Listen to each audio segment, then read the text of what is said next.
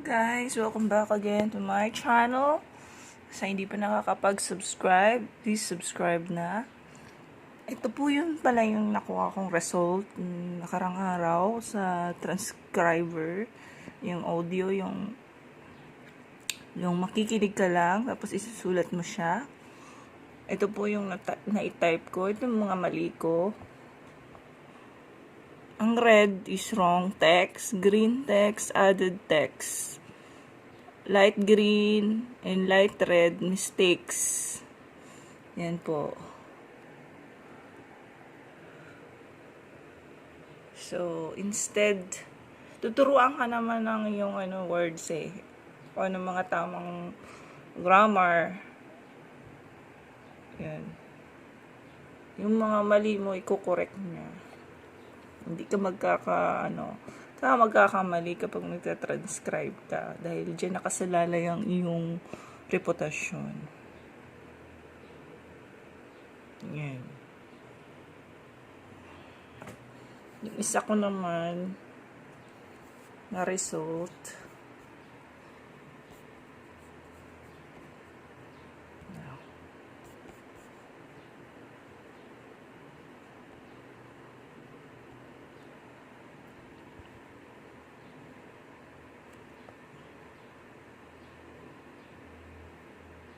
ito kasi yung pinakinggan ko kagabi ng isang araw.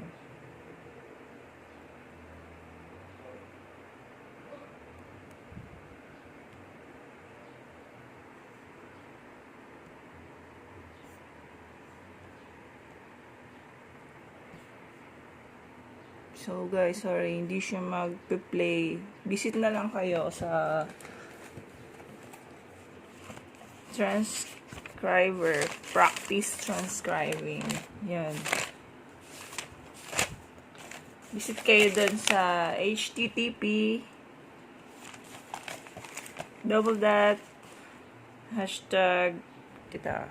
#http go transcriber.practice. Yan po. Visit kayo dun.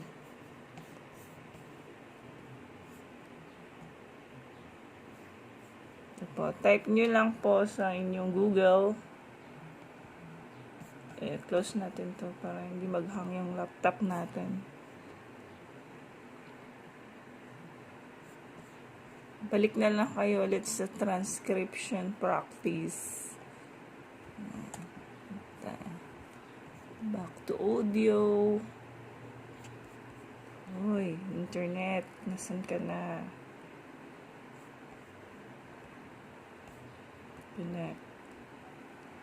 Minsan dito sa Pilipinas, napakabagal ng internet. So, tis. Kaya magbayad na tayo, guys. Magbayad na.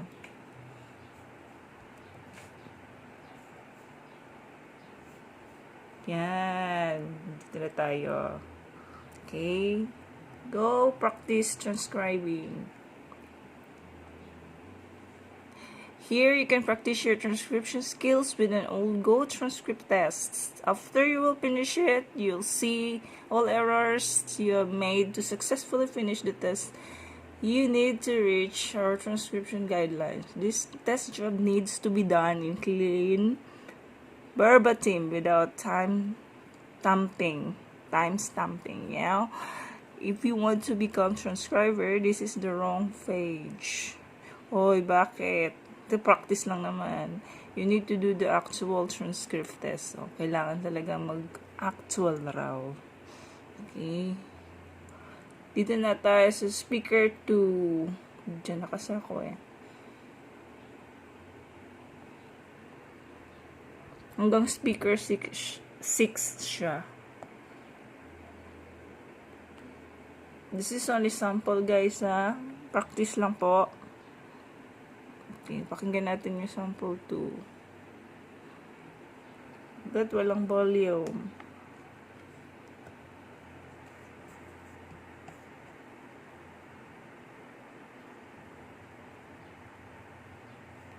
Gosh. What happened? This is speaker 3. Baka sa 3.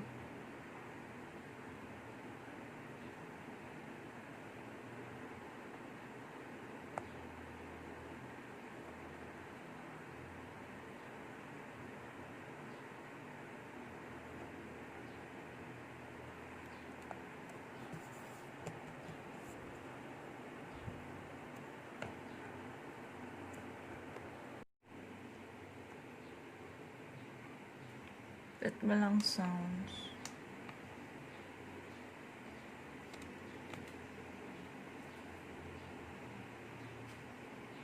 Yan.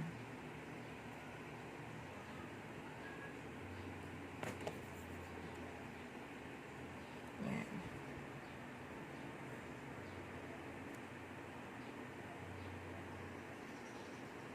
Yan yung mga samples.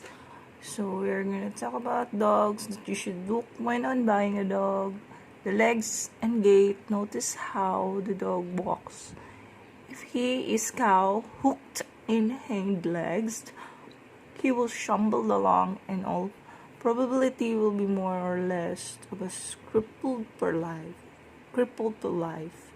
The condition can be improved to some extent with intelligent care, but why should you bother yourself? In most breeds, the front legs should be straight and should not turn outwards at the pastors, which are the lower parts of the limbs between the knees and the feet. I-repeat nyo lang yun siya, then i-type nyo siya. And then the feet. Sana ba tayo? We like to see the bone carried well down to the feet. As experts say, dapat may tuldok din. Kung saan kayo huminto, dun kayo huminto.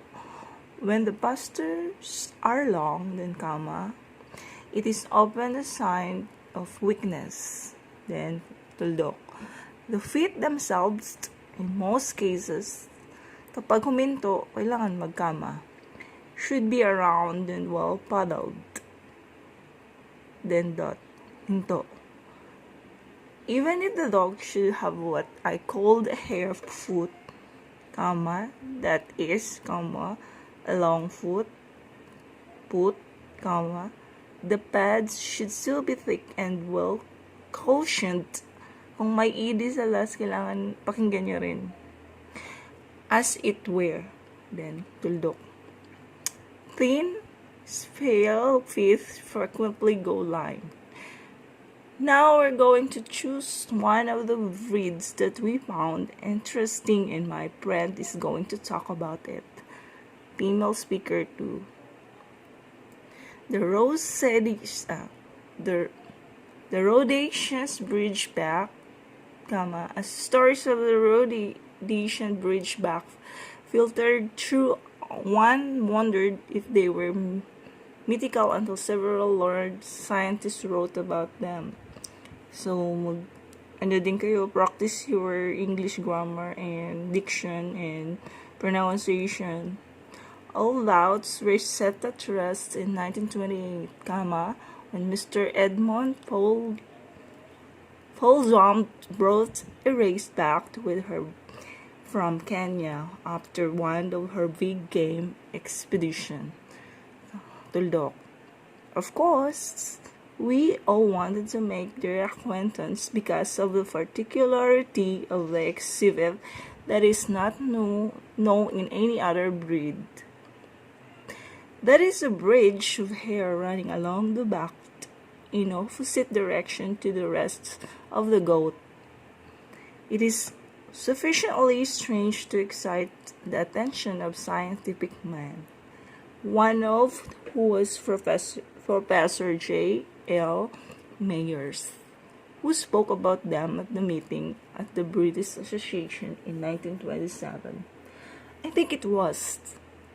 In other respects, they gave impression of being just ordinary, honest working dogs, strongly put together, standing about 24 inches high and weighing about 60 pounds. The color is fawn and weighing about female speaker 1. I think it's the next line. Female number 2 speaker. The color is fawn in brittle goat, short in head, here rather broad body, strongly knit. The tail should be longish and thick, without wither. Sorry fella. A few years ago, a club was formed in Bulawaw and they have spread into Kenya and other parts of Africa. Their duties are to hold the lion at bay without attacking it. Let's see some of the common alignments of at least one of them. That would be Pete's and history.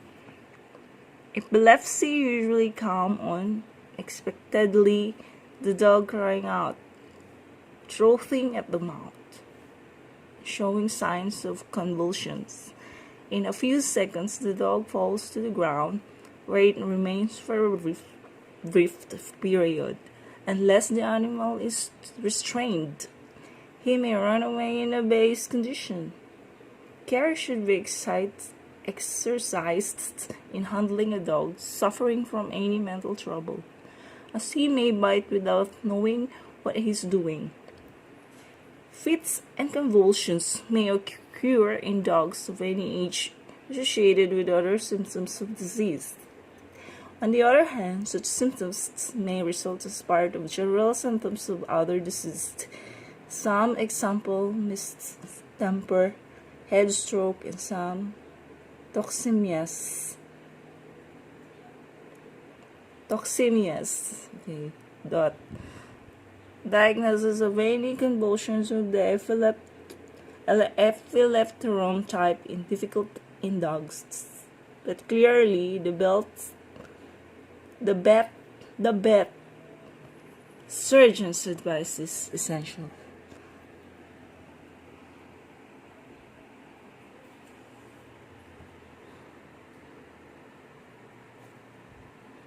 Let's see my score. Show mistakes. Oh my god, so we're going to talk about dogs that you should look when out and buying a dog. The legs on the gate. Just noticed now. Yan na, dami. So I got correction 60. Words is 596. Currency 90%. Oh, at least naka 90%. So guys, practice pag may time ha. And always read your vocabulary English. Bye for now, and please subscribe to my channel.